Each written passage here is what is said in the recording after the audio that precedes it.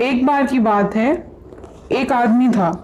उसे बहुत ज़्यादा खांसी थी। वह खांसी का मरीज था, लेकिन उसका मन चीज़ों पे बहुत बहुत मंडराता रहता था। उसे आइसक्रीम, चॉकलेट, लड्डू, पेड़े, समोसे, चाटी खाना बहुत पसंद था। वह बहुत चटोरा था।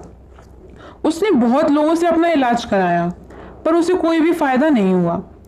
एक बार एक नया डॉक्टर आया। उसने सोचा क्यों ना इस नए डॉक्टर से दवाई ले जाए। फिर वह इस डॉक्टर से मिलने गया।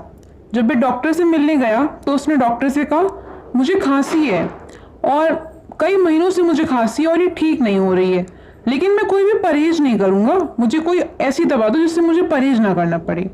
तो डॉक्टर ने कहा, ठीक है, तुम मेरी दवा खाओ। अब इसकी मैं गारंटी नहीं दूंगा कि तुम्हें खांसी रहे या ना रहे, लेकिन तुम्हें 3 फायदे होंगे। तो फिर मरीज पूछता है, ऐसे कौन से 3 फायदे होंगे? डॉक्टर बताता है उसे कि तुम्हारे घर में चोर नहीं घुसेंगे, तुम्हें कुत्ते नहीं काटेंगे और तुम बूढ़े नहीं होगे। तो फिर मरीज कहता है, ठीक है, मुझे आपकी बात पसंद आई। फिर वो दवाई खाना शुरू कर देता है। कई महीने हो जाते हैं, उसकी खांसी और बढ़ती ही जाती है। वह डॉक्टर के पास फिर पहुंचता है।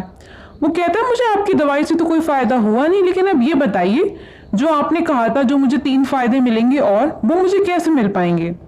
फिर डॉक्टर उससे कहता है, जब तुम खांसते रहोगे फिर तुम्हारी खांसी और बढ़ जाएगी।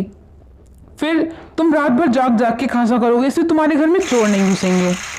और जब तुम खांसते ही रहोगे तो तुम बीमार रहोगे, तुम कमज़ोर हो जाओगे, तुम्हारी कमर झुक जाएगी और फिर तुम लाठी लेकर तुम्हें चलना पड़ेगा। इसलिए तुम कुत्तों को आराम से भगा पाओगे, कुत्ते तुमसे डर कर रहेंगे।